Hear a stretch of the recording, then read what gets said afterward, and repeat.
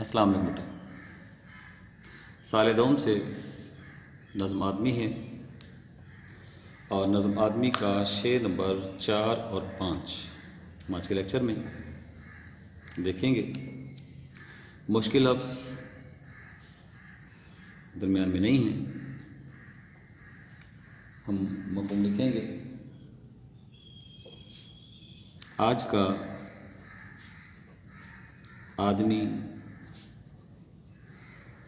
جینے کا معیار اس قدر اونچا کر گیا کہ زمین کی پستیوں پر زندگی حیران و پریشان منہ دیکھتی رہ گئی، منہ دیکھتی رہ گئی۔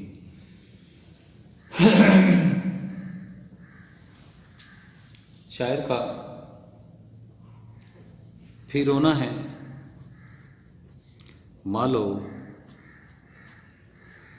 دولت کی ہوس انسان کو اندھا کر چکی ہے۔ روحانی اقدار سے بیگانگی انسان سے اس کی بصیرت چھین چکی ہے۔ احساس ہمدردی اور مروت کے جذبات دم توڑ چکے ہیں۔ نوحہ ہے شاعر کا، نمود و نمائش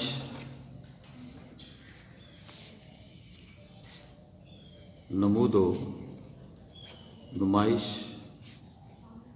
زندگی کا مقصد بن کر رہ گئی ہے۔ انسان زندگی کی اخلاقی اقدار کھو چکا ہے۔ انسانیت کے درجے سے گر چکا ہے۔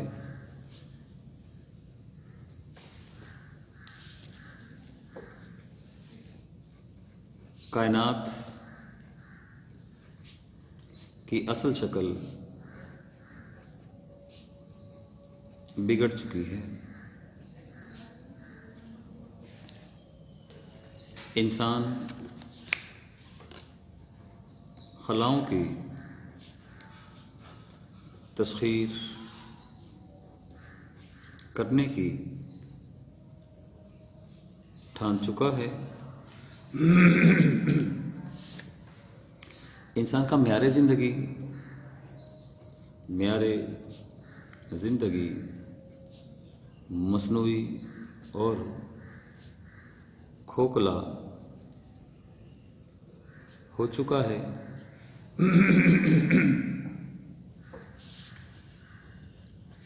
خود ساختہ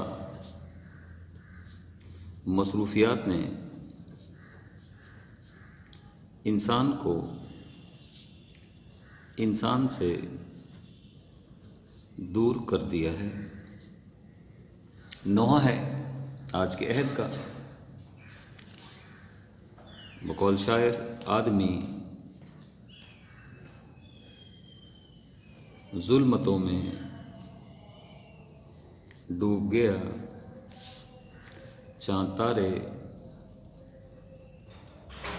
رہے تماشائی۔ وہی کہانی ہے جو پچھلے آپ پڑھ چکے ہیں۔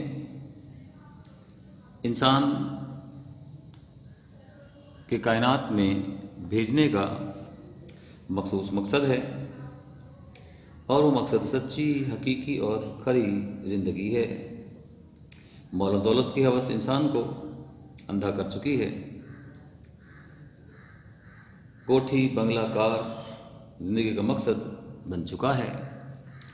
جائز ناجائز تمام ذرائع استعمال کیے جا رہے ہیں۔ زندگی اپنی اصل صورت میں فطرت سے بہت قریب ہوتی ہے۔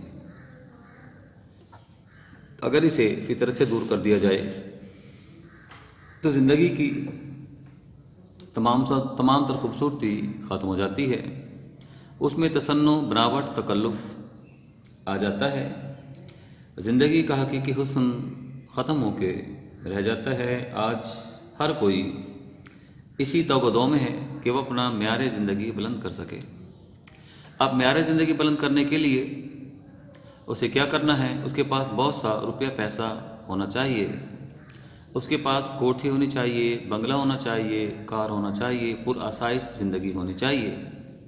اب کوٹھی، بنگلہ، کار حاصل کرنے کے لیے اسے جائز اور ناجائز ذرائع اختیار کرنے پڑتے ہیں۔ وہ اسے گریز نہیں کرتا۔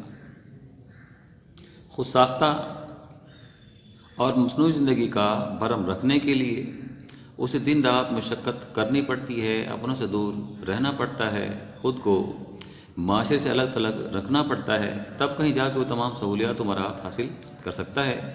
تو شاعر بتاتا ہے، زندگی نیچے کہیں منہ دیکھتے ہی رہ گئی۔ زندگی اور زندگی کے لوازمات، زندگی اور زندگی کا مقصد انسان فراموش کر چکا ہے۔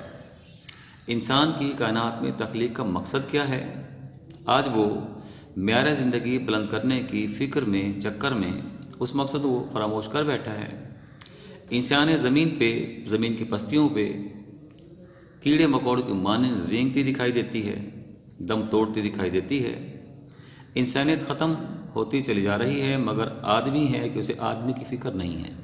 بس اس کے ایک دھن سوار ہے، اور وہ دھن یہ ہے کہ وہ کسی طرح اپنے محلات تعمیر کر سکے، اپنی آنے والی 7 پشتوں کے لیے مال و دولت اکٹھا کر سکے۔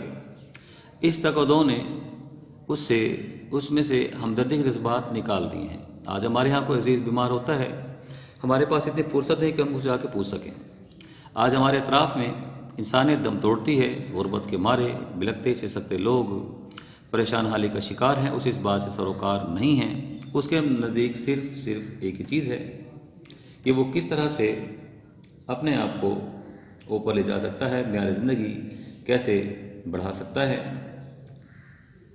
اصل میں شاعر بتانا چاہتا ہے کہ انسان اپنی خود ساختہ مصنوعی معیار زندگی کو برقرار رکھنے کی سرتوڑ کوشش کر رہا ہے۔ اس کی زندگی کی ظاہری چکا چوند تو بہت متاثر کن ہے، لیکن دلی طور پر وہ خود بھی بہت پریشان ہے۔ حقیقت یہ ہے کہ جب لوگ اپنا معیار زندگی، دنیاوی آرام و آسائش، گھر، کار، بینک بیلنس کو ٹھہرا لیں تو انسانی قدریں پامال ہو جاتی ہیں۔ طبقاتی کشمکش اور اونچ نیچ جنم لیتی ہے، جس سے زندگی میں تلخیاں پیدا ہو جاتی ہیں۔ شاعر کی خواہش ہے کہ معاشرہ طبقاتی اونچ نیچ اور استحصال سے پاک ہو اور تمام انسان غموں سے پاک اور مساوی زندگی بسر کریں، تو پھر تو یہ معاشرہ جنت کا نقشہ پیش کر سکتا ہے، ورنہ ہرگز نہیں۔ بیٹا چونکہ 5 لیکچرز ہیں اور ان 5 لیکچرز میں ہم نے نظم مکمل کرنی ہے، اور نظم میں میرے غالباً آپ کے 7 اشعار ہیں یا 8 اشعار ہیں، چوتھا 5واں بھی ہم کر رہے ہیں، تو انہیں میں نے 2 لیکچروں میں سمیٹنا ہے۔ میرے خیال کافی ہوگا آپ لوگوں کے لیے۔ حوالے کے اشعار آپ یہاں دیکھ سکتے ہیں۔ بہتر ہے مہو مہر پہ ڈالو نہ کمندیں، انسان کی خبر لو کہ وہ دم توڑ رہا ہے۔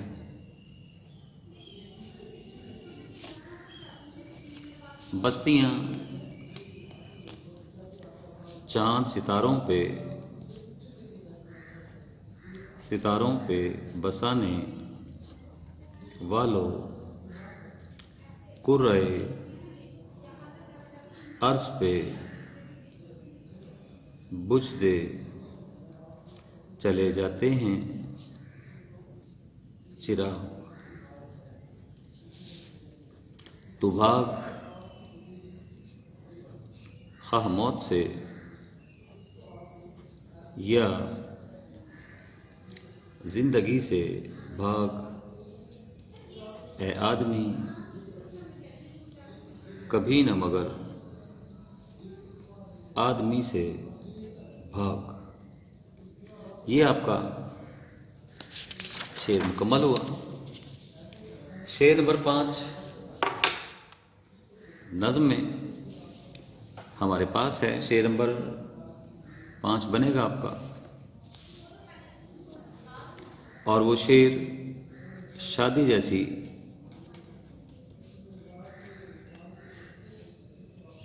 عمر بھر صحرا نوردی کی مگر شادی نہ کی۔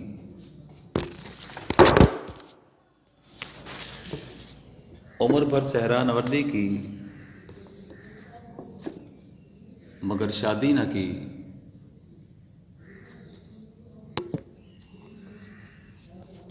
کیس دیوانہ بھی تھا شادی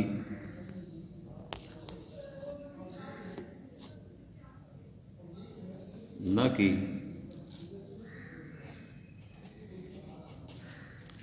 کیس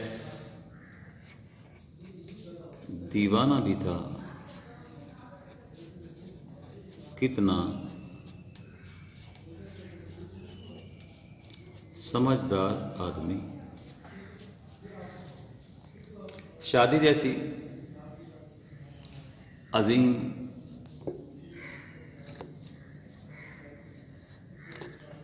اسٹینڈ کا بنا ہوا ہے، میں دیکھ لوں۔ شادی جیسی عظیم سنت سے انحراف کرنے والوں پر طنز ہے۔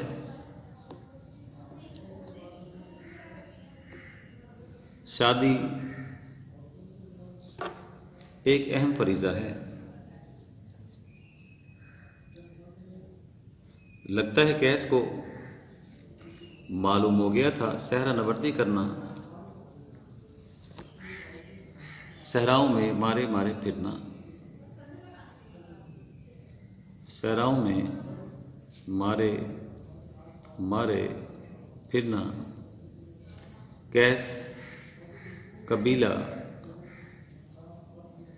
بنو عامر کا نوجوان جسے مجنوں کہا جاتا ہے،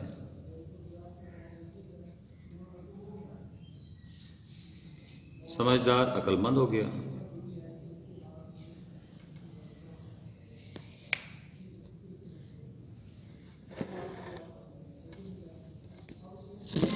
اسے کیا مصیبت ہے بچوں؟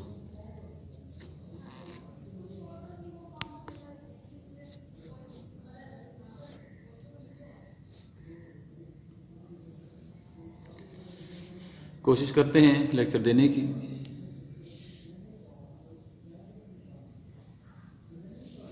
مفہوم دیکھتے ہیں پہلے اس کا۔ کیس نے عمر بھر صحراؤں کی خاک چھاننا منظور کر لیا، مگر شادی کے مسائل سے گھبرا کر شادی کرنا گوارا نہ کیا۔ گویا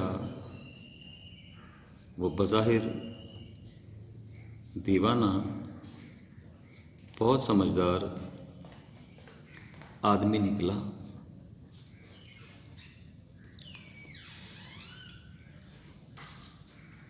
یہاں کیا کہنا چاہتا ہے؟ کیس ایک عرب کا قبیلے بنو عامر کا ایک شہزادہ تھا۔ اسے عشق ہوا لیلا کے ساتھ جو اس کی رشتہ دار تھی۔ لیلا مجنوں کی رومانوی داستان بہت مشہور ہے۔ لیلا مجنوں کی رومانوی داستان سے رومانوی داستان سے شاعر نے مزاح کا پہلو پیدا کیا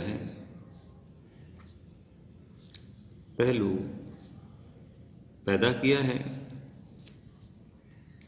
شاعر کا کہنا ہے کہ مجنوں نے لیلا سے دیوانے پن کا ڈرامہ کیا۔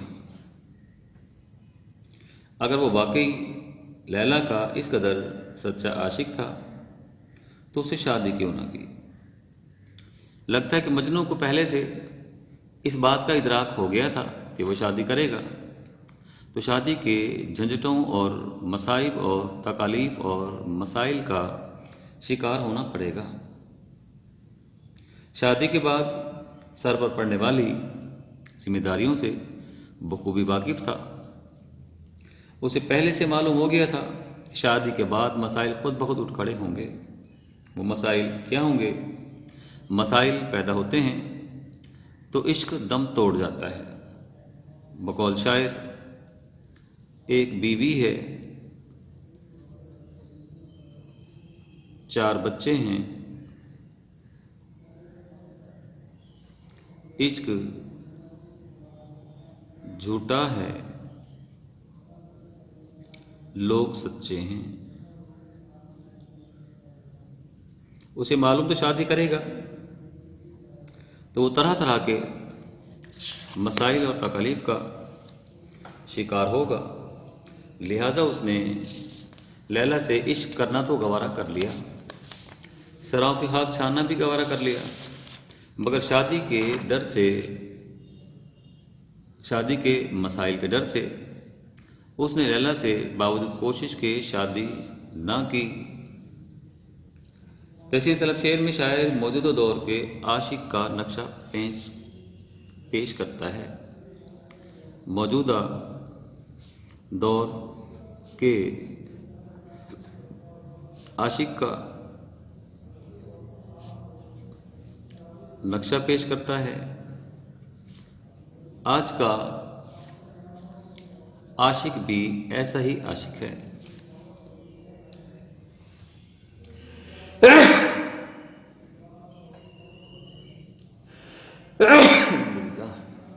معاف کیجیے گا۔ اسے معلوم ہے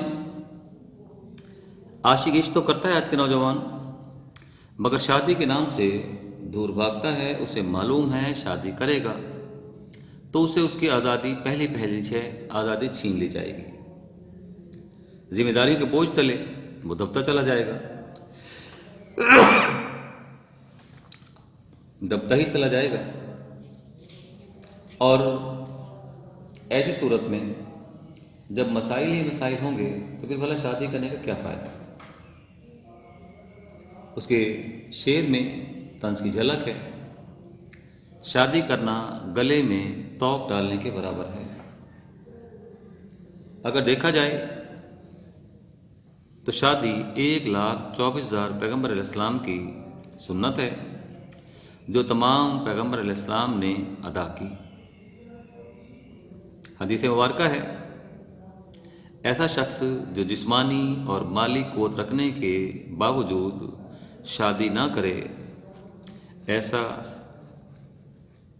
شخص جو جسمانی اور مالی قوت رکھنے کے باوجود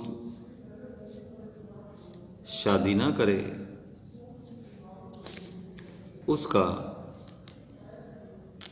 جنازہ جائز نہیں۔ الحدیث ضعیف حدیث ہے، یہ دل میں نہیں ہے۔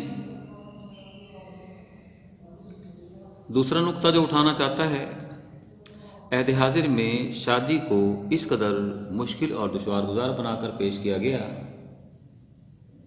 کہ لوگ شادی کرتے ڈرتے ہیں۔ شادی کی غیر شرعی رسومات نے شادی جیسے آسان اور مسنون عمل کو بھی مشکل ترین بنا دیا ہے۔ بیجا صاف کیا جاتا ہے شادی کے بعد کی ذمہ داریاں اور مہنگائی کی وجہ سے پیدا ہونے والے مسائل کو شاعر نے بڑی مہارت سے پیش کیا، جس کے لیے انہوں نے مجنوں کی مثال پیش کی ہے۔ شاعر کا خیال ہے کہ مجنوں نے پاگل پن کے باوجود، وہ کیسا دیوانہ تھا جو بظاہر تو دیوانہ تھا مگر حقیقت میں ایک عقلمند شخص ثابت ہوا کہ اس نے شادی کے ہنگاموں سے، شادی کے مسائل سے نبرد آزما نہ ہونے کی وجہ سے عقلمندی کا مظاہرہ کیا۔ اس نے عشق تو کیا، لیلا کے عشق میں سرگرداں بھی رہا، جنگلوں اور صحراؤں کی خاک بھی چھانتا رہا مگر شادی کرنے سے گریزاں رہا۔ بقول شاعر، آج کی جب قید شریعت میں آ جاتی ہے، جلوہ کثرت اولاد ہی دکھاتی ہے۔ یہ بیٹا آپ کا آج کا لیکچر ہوا،